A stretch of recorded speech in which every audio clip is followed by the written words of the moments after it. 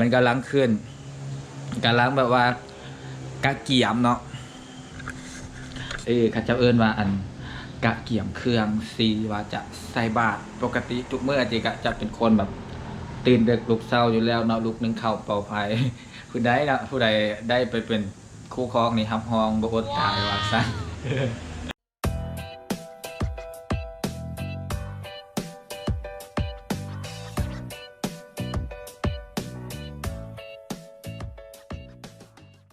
ฮัลโหลสวัสดีทุกคนนะยินดีต้อนรับเข้าสู่ช่อง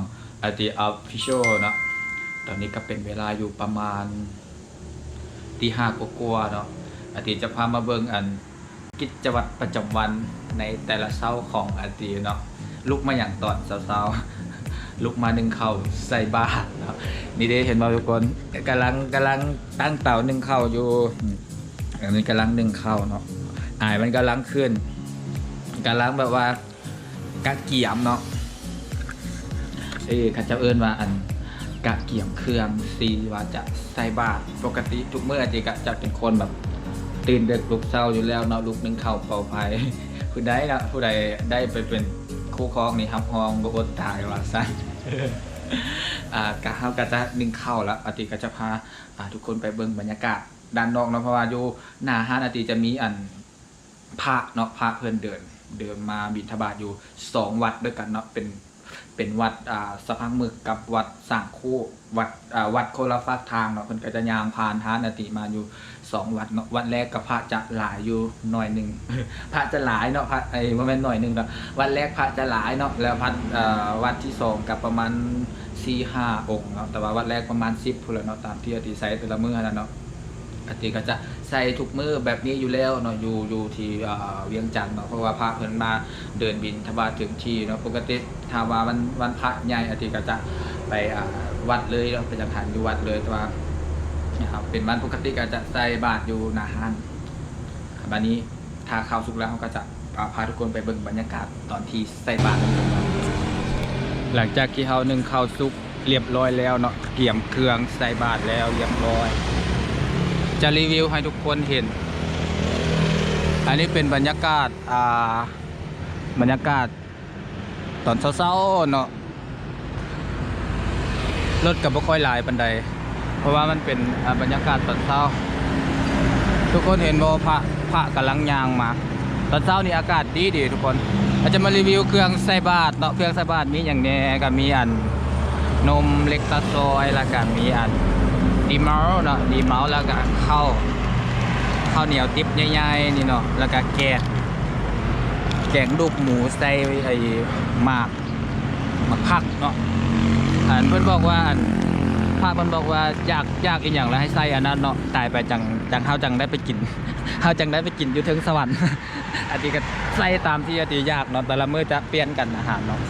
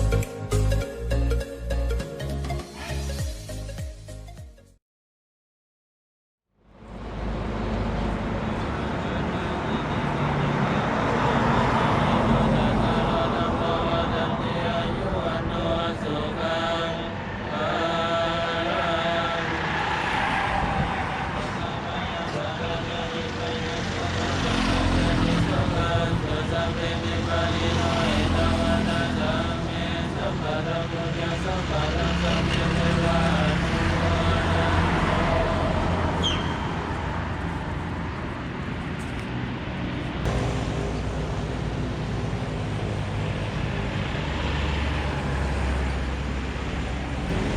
่านไปแล้วทุกคนกับวันแรกเนาะที่ว่าพระเพิ่นมาเดินบิณฑบาตรู้สึกแบบอิ่มอกอิ่มใจอิ่มบุญเนาะวันนี้เขาก็จะมาเกี่ยมเครื่องกันใส่บาตรวัดที่สองเนาะอาทิตย์ก็เกี่ยมไว้แล้วนี่เลยเห็นว่าเกี่ยมไว้แล้วอันนี้จะเป็นวัดที่สองนะเพราะว่าอยู่หน้าฮานอาทิตย์เพิ่นจะมีไอ้พระเดินผ่านอยู่สองวัดด้วยกันเนาะมันจะมาเตรียมใส่วัดที่สองกันเพราะว่าวัดที่สองจะมาซ่าหน่อยนึงเพราะว่าเพิ่นย่างมาไกลเพราะว่าวัดอยู่ในบ้านเพิ่นเนาะก็มีแกงคือเก่าเนาะอันที่เกี่ยมไว้เขาเอิ้นว่าเกี่ยมไว้2 ชุดเกี่ยมไว้2 ชุดที่จะใส่บาตรเพราะว่าปกติพระเพิ่นก็เดินมา2 วัดเนาะทุกคนทุกคนรู้บ่ว่าการใส่บาตรตอนเช้านี้นะครับอันนี้สุขหลายอย่างนะครับอันนี้สุขถึง9 อย่างทุกคนถ้าใครอยากรู้กับเป็นซอกเอาเนาะอยู่ในรายการธรรมะการใส่บาตรตอนเช้าจะได้ทำอันนี้ส่งอยู่9 อย่างแล้วก็เป็นบุญเป็นกุศลหลายที่สุดว่าซะจะให้เบิ่งบรรยากาศตอนเช้าๆอีกรอบหนึ่งในขณะที่เรารอพระมาเนาะอาทิตย์ก็จะมาเบิ่งพามาเบิ่งรีวิวแถวออกแมมฮานเนาะนี่จะเป็นวิทยาลัยการเงินมีไซต์คนทางไปอันนั้นจะเป็นทางไปมหาลัยดงโดกถ้าว่าใครมาทางนี้ก็อย่าลืมเนาะมาแวะอุดหนุนได้เรากับห้านอาทิขายกาแฟเนาะโอ้รู้สึกว่าพระจะมาแล้วเราจะเตรียมตัวใส่บาตรก่อนมาอีกแล้วอันนี้เป็นวัดที่2เราทุกคนที่ว่าดีใส่เป็นประจำเมื่อคืนจะมีอยู่2 วัด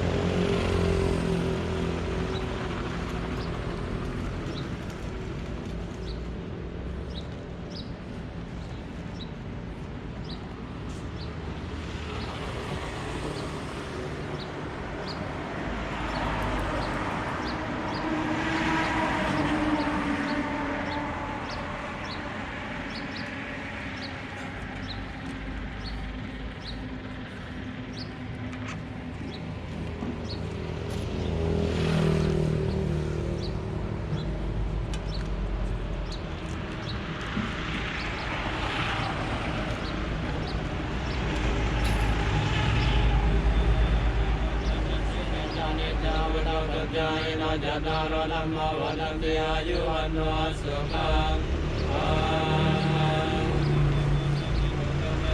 ปัจจานิปายสุขปัจจานิสุขังตัสสะเปเมปานิโนยะวันโตธรรมิสัพพะทานิสัพพะนิสัพเพเทวานุมาทันตุหลังจากที่ว่าเราใส่บาตรแล้วเนาะทุกคน2 วัดด้วยกันที่ว่าพระเพิ่นเดินบิณฑบาตทุกมื้อเลยเนาะอยู่หน้าฮานอาทิตย์ก็ใส่บาตรเป็นประจำทุกเช้าเลยก็เอาบุญมาฝากทุกคนเนาะอย่าลืมยอมมือสาธุเอาเด้อเนาะทุกคนเนาะก็มื้อนี้ก็อิ่มบุญอิ่มศีลอิ่มทานเนาะ พระสงฆ์แล้วก็สงฆ์เพิ่นสิอยู่ได้เนาะอยู่ได้ก็ต้องเมื่อมีศรัทธาของญาติโยมเนาะที่ว่าจะสืบต่อไปในการพัฒนาพระพุทธศาสนาหรือว่ารักษาพระพุทธศาสนาสืบต่อไปเนาะกับพระสงฆ์เพิ่นก็อยู่ได้ด้วยศรัทธาของญาติโยมเนาะเพราะว่าเพิ่นแต่งอยู่พวกกินเองบ่ได้เนาะดังนั้นเท่ากันเลยแบบใส่บาตรให้เพิ่นทุกเช้าเนาะถ้าว่าเป็นวันศีลอาทิตย์ก็จะไปวัดเลยเนาะถ้าเป็นวันพระใหญ่เนาะก็จะไปเอาอาหารไปใส่บาตรไปจังหันอยู่วัดเลยเนาะสำหรับคลิปนี้เนาะสำหรับใครที่เข้ามาเบิ่งก็อย่าลืมกดติดตามเพื่อเป็นกำลังใจให้กับอาทิตย์ในการเฮ็ดคลิปต่อไปเนาะสำหรับมื้อนี้อาทิตย์ก็ขอลาไปก่อนเนาะพบกันได้ใหม่ในคลิปต่อไปเนาะสำหรับวันนี้ไปก่อน